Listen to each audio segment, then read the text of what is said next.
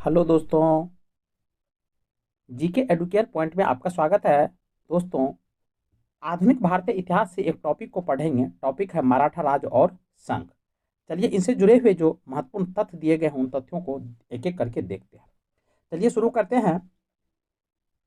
शिवाजी का जन्म 6 अप्रैल 1627 या 19 फरवरी 1630 में शिवनेर के दुर्ग में हुआ था। यानी शिवाजी को जन्म को लेकर इतिहास में कुछ शंकाएं हैं और जिसके कारण इसके दो डेट दिए गए हैं।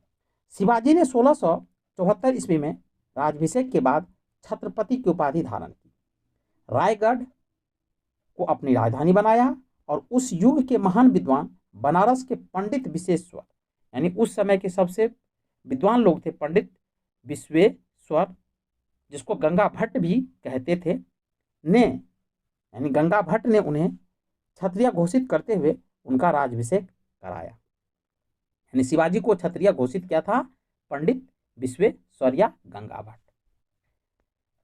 15 या 50 वर्ष की आयु में, यानी इसको लेकर के भी कुछ इतिहास स्पष्ट नहीं कर रहा है, विवाद है। 15 या 50 वर्ष की आयु में 1680 ईस्वी में शिवाजी की मृत्यु हो गई। मराठा शक्ति का उत्कर्ष किसी एक व्यक्ति या विशेष व्यक्ति समूह का कार्य न था, न कि किसी विशेष समय में उत्पन्न हुई अस्थायी परिस्थितियों का ही परिणाम था।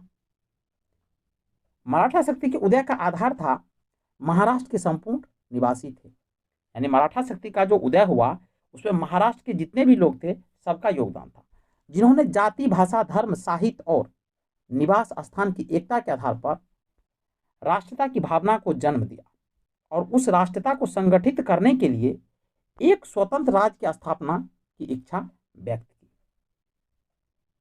महाराष्ट्र की भौगोलिक परिस्थितियां भी मराठा शक्ति के उत्कर्ष में सहायक थी। यानी उनकी भौगोलिक स्थिति ऐसी थी जो मराठा शक्ति के उत्थान को बल मिला। शिवाजी और अन्य मराठा नेताओं की उच्च नेतृत्व क्षमता भी इसमें भागीदार थी। यानी मराठा संघ के उदय में शिवाजी और अन्य जो मराठा के नेता थे उनकी जो नेतृत्व करने की जो योग्य क्षमता थी वो भी मराठा शक्ति के उत्थान में महत्वपूर्ण भूमिका निभाया। बीजापुर के सुल्तान ने 1659 ईस्वी में अफजल खां नामक अनुभवी एवं विश्वस्त सेनानायक को शिवाजी की महत्वाकांक्षा पर अंकुश लगाने के लिए भेजा था। यानी बीजापुर के जो सुल्तान थे और उनके एक योग्य सेनापति था, उसका नाम था अफजल खां, जिसको वो शिवाजी की जो महत्वाकांक्षा थी, जो शिवाजी जो साम्राज्य को बढ़ा रहा था, उन पर रोक लगाने के लिए उनके पास भेजता। किंतु कूटनीति से शिवाजी ने उनका वध कर दिया, यानी उनकी हत्या कर दी। अफजल खां की हत्या कर देता है शिवाजी। 1665 ईस्वी में शिवाजी और जयसिंह के मध्य पुरंदर की संधि होती है और शिवाजी को औरंगजेब ने आगरा में 1666 ईस्वी में कैद कर दिया था। शिवाजी मुगल के कैद से भागने के समय आगरा नगर के जयपुर भवन में कैद यानी नजरबंद थे। यह क्वेश्चन भी पूछा जाता है कि जब शिवाजी को पकड़ करके लाया गया तो औरंगजेब ने किस शहर में उसको कैद करके रखा था, तो यही था कि आगरा नगर के जयपुर भवन में कैद करके उसे रखा गया था। शिवाजी ने राज्य के प्रशासन के लिए केंद्रीय स्तर पर अष्टप्रधान की व्यवस्था की थी, जिसके अंतर्गत 8 मंत्रियों को नियुक्त किया जाता था और इसीलिए इसका नाम दिया था अष्टप्रधान, जिसमें पेशवा, अमात्य, मंत्री, सचिव, सुमंत, सेनापति, पंडित और न्यायाधीश शामिल थे। ये निम्न प्रकार से थे। पेशवा राजा का प्रधानमंत्री होता था। अमात्य कहिए या मजूमदार कहिए, ये वित्त और राजस्व मंत्री होता था। बक्यानिवीस कहिए या मंत्री कहिए, ये राजा के दैनिक कार्यों तथा दरबार की प्रतिदिन की कार्यवाही का विवरण रखता था। सचिव अथवा सुरुनविस ये राज्य के पत्र व्यवहार का कार्य देखता था। सुमंत कहिए या दबीर कहिए, ये विदेश मंत्री होता था।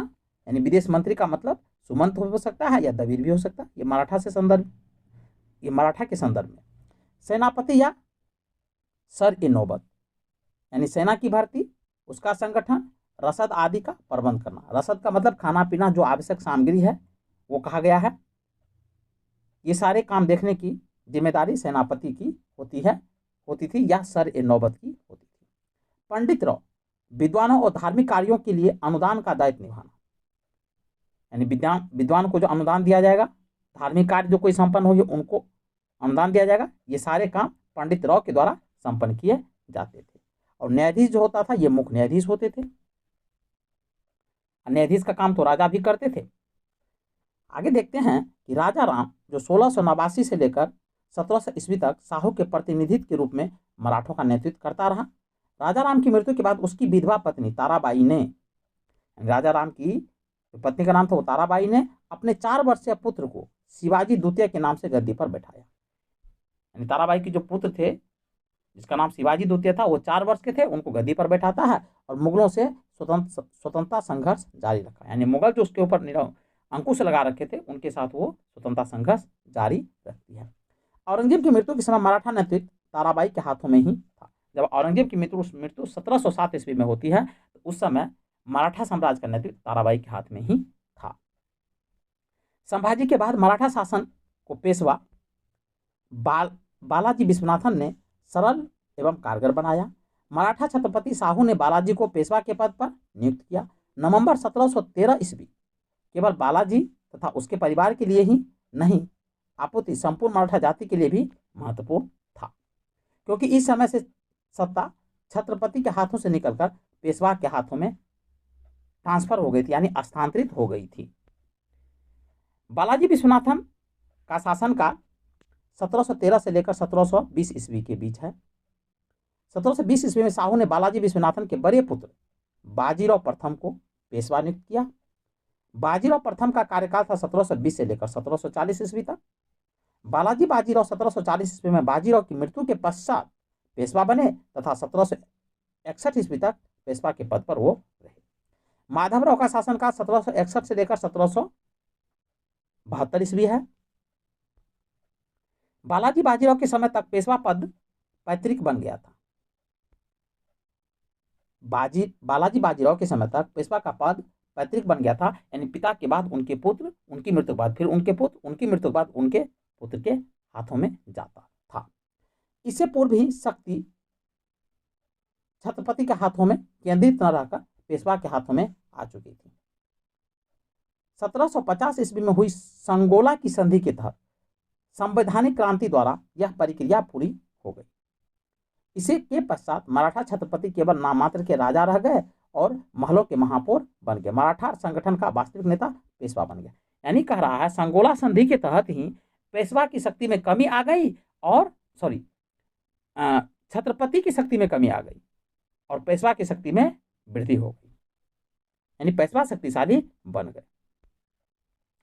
मराठा काल में सरजामी प्रथा जो भू राजस्व प्रशासन से संबंधित थी। इस काल में मराठा जागीरदारों को सरजामी भूमि उनके निर्वहन के लिए प्रदान की जाती थी। निर्वहन का मतलब होता है कि उनकी जीवन यापन के लिए सरजामी प्रथा चलाया गया था मराठा काल में, जो जागीरदारों को दी जाती थी।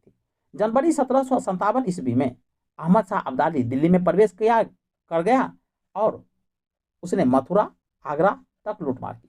यानी अहमद शाह अब्दाली का आक्रमण 1757 में होता है, वो मथुरा आगरा को लूट लेता है। अपनी जब वापसी से पहले अब्दाली भारत में आलमगीर द्वितीय को सम्राट, इमादुल मुल्क को वजीर और रुहेला सरदार नजीबुद्दौला नजीब खान को साम्राज्य का मीर बख्शी और अपना मुख्य एजेंट बनाकर वापस चला गया। यानी कह रहा है कि 1757 में जब अहमद शाह अब्दाली का आक्रमण दिल्ली पर होता है तो उसने मथुरा को भी लूटता है, आगरा को भी लूटता है, और जब ये वापस जाता है अब्दाली तो आलमगीर द्वितीय को सम्राट बना देता है, इमाद उल मुल्क को वजीर बनाता है, रुहेला सरदार नजीबुद्दौला का और नजीब खान को साम्राज्य का मीर बख्शी और अपना मुख्य एजेंट बनाकर वापस चला जाता है। जो कि अहमद शाह अब्दाली अफगानी था, वो अफगानिस्तान चला जाता है। पानीपत की तीसरी लड़ाई 14 जनवरी 1761 को सदाशिव भाव के नेतृत्व में मराठा सेना और अहमद शाह अब्दाली के नेतृत्व में अफगान सेना के बीच हुई थी।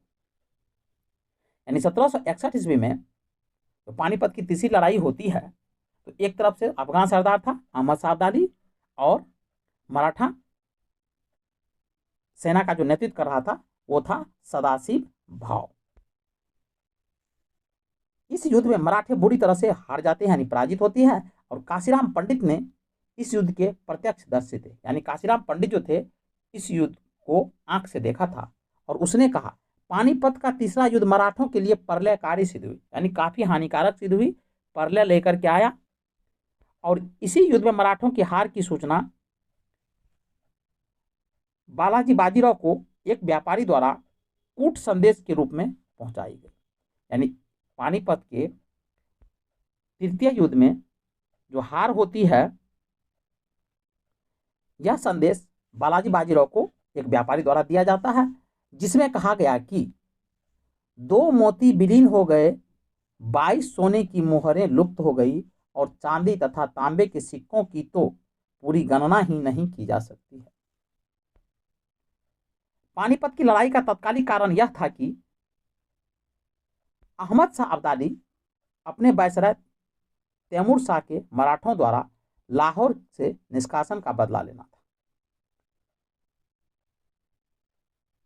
यानी पानीपत की तीसरी लड़ाई का कारण था, तत्कालिक कारण, मराठों ने जो अहमद शाह अब्दाली के वायसराय थे तैमूर शाह, उनको लाहौर से भगा दिया था, निष्कासित कर दिया था, जिसके कारण अहमद शाह अब्दाली ने मराठों पर अटैक करता है। अहिल्याबाई मराठों के होलकर वंश की शासिका थी और होलकर वंश इंदौर पर काबिज था, जो इंदौर आज मध्य प्रदेश में है। चलिए दोस्तों, मिलते हैं नेक्स्ट वीडियो में, तब तक के लिए जय हिंद।